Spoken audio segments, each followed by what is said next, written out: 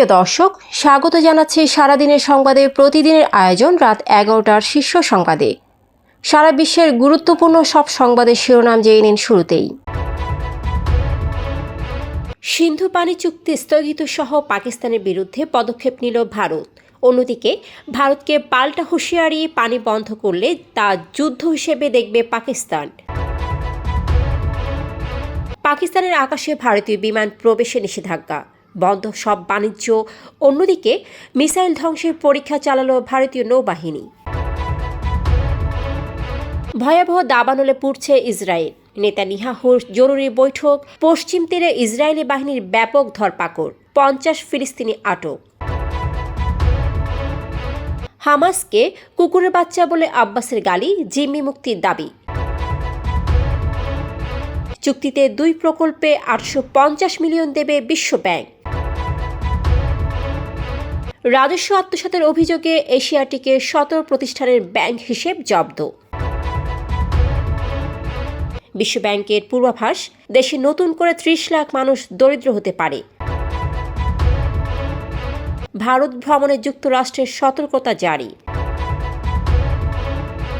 Apple ও মেটাকে 700 billion euro জরিমানা ইইউর। ট্রাম্পের অর্থনৈতিক নীতিতে হতাশ মার্কিন নাগরিকরা। অন্যদিকে চীনের উপর শুল্ক কমানোর ইঙ্গিত ট্রাম্পের। প্রিয় দর্শক, এবারে জেনে নিন বিস্তারিত। ফ্যাশন ব্র্যান্ড মানে আর্ট।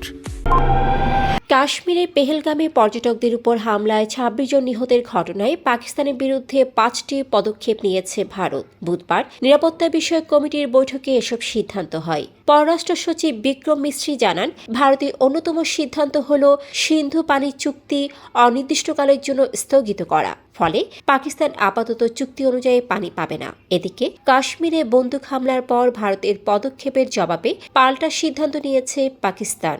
ইসলামাবাদ হুঁশিয়ারি দিয়ে বলেছে, সিন্ধু নদীর পানি প্রবাহ বন্ধ করা হলে তা যুদ্ধ হিসেবে গণ্য হবে। বৃহস্পতিবার প্রধানমন্ত্রী শাহবাজ শরীফের নেতৃত্বে উচ্চ পর্যায়ে বৈঠকে এই ঘোষণা আসে। ওয়াগাহ সীমান্ত তাৎক্ষণিকভাবে বন্ধের ঘোষণাও দিয়েছে পাকিস্তান। কাশ্মীরের পেহেলগামে হামলার জেরে ভারত পাকিস্তান সম্পর্কে নতুন উত্তেজনা দেখা দিয়েছে। ভারতের সিদ্ধান্তের পাল্টা জবাবে বৃহস্পতিবার পাকিস্তান ভারতীয় মালিকানাধীন বা পরিচালিত সব বিমানের আকাশসীমায় প্রবেশ নিষিদ্ধ করে, দ্বিপাক্ষিক ও ট্রানজিট বাণিজ্য বন্ধ ঘোষণা করে। একই দিনে ভারতীয় নৌবাহিনী মিসাইল বিধ্বংসী INS সুরাত দিয়ে একটি নিচ দিয়ে উড়ে আসা দ্রুতগতির মিসাইল সফলভাবে ধ্বংসের পরীক্ষা চালায়, যা তাদের প্রতিরক্ষা ব্যবস্থায় আরেকটি মাইলফলক বলে দাবি করেছে। তীব্র তাপ ও প্রবল বাতাসে ভয়াবহ দাবানলে পুড়ছে ইসরায়েলের একাধিক শহর। আগুন ছড়িয়ে পড়ায় সড়ক ও ট্রেন চলাচল বন্ধ এবং বাসিন্দাদের সরিয়ে নেওয়া হয়েছে। পরিস্থিতি মোকাবেলায় জরুরি বৈঠকে বসেছেন প্রধানমন্ত্রী বেনিয়ামিন নেতানিয়াহু। বুধবার রাতে এ ঘটনা ঘটে বলে জানিয়েছে আনাদোলু। এছাড়া পশ্চিম তীরে ব্যাপক গ্রেফতার অভিযান চালাচ্ছে ইসরায়েল। গত 24 ঘণ্টায় নাবালক নারী ও সাবেক বন্দীসহ অন্তত 50 ফিলিস্তিনিকে আটক করা হয়েছে। কোবার শহর থেকে 24 জনকে ধরে সাবেক বন্দী হানান বারঘৌতি সহ 16 জন শনাক্ত হয়েছে। ফিলিস্তিন প্রেসিডেন্ট মাহমুদ আব্বাস হামাসকে কুকুরের বাচ্চা বলে গালি দিয়েছেন এবং তাদের বন্দি জিম্মি মুক্তির পাশাপাশি গাজার নিয়ন্ত্রণ ফিলিস্তিন কর্তৃপক্ষকে হস্তান্তরের দাবি জানান। তিনি বলেন, যুদ্ধ বন্ধ করতে হবে, হামাস জিম্মি মুক্ত না করলে যুদ্ধ অব্যাহত থাকবে। আব্বাস হামাসকে রাজনৈতিক দলে পরিণত হওয়ার আহ্বান জানান, তবে হামাস তার মন্তব্যকে অবমাননাকর বলে নিন্দা করেছে। বাংলাদেশ সরকার এবং বিশ্বব্যাংক গ্রুপের IDA 2টি অর্থায়ন চুক্তি সই করেছে। ওয়াশিংটন ডিসিতে বাংলাদেশ সরকারের পক্ষ থেকে অর্থনৈতিক সম্পর্ক বিভাগের সচিব মোহাম্মদ শাহরিয়ার কাদের সিদ্দিকী এবং বিশ্বব্যাংকের ভারপ্রাপ্ত country director Gail H Martin চুক্তিপত্রে সই করেন। 2টি প্রকল্পে মোট $850 মিলিয়ন অর্থায়ন হবে। $650 মিলিয়ন বে টার্মিনাল মেরিন ইনফ্রাস্ট্রাকচার ডেভেলপমেন্ট প্রকল্পে এবং $200 মিলিয়ন সামাজিক সুরক্ষা জোরদার প্রকল্পে।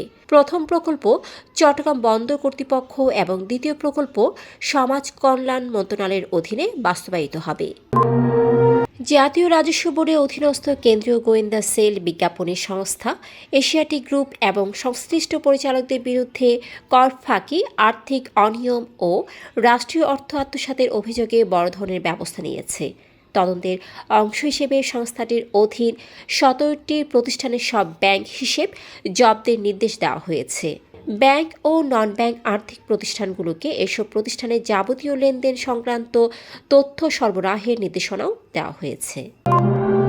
বিশ্বব্যাংক আশঙ্কা প্রকাশ করেছে, বাংলাদেশে অর্থনৈতিক প্রবৃদ্ধির গতি কমে যাওয়ায় 2025 সালে আরও 30 লাখ মানুষ দারিদ্র্যের সীমার নিচে চলে যেতে পারে। বাংলাদেশ ডেভেলপমেন্ট আপডেট প্রতিবেদনে বলা হয়, 2022 সালে হতদরিদ্র মানুষের হার ছিল 5 ভাগ, যা 2025 সালে 9.3 ভাগ হতে পারে।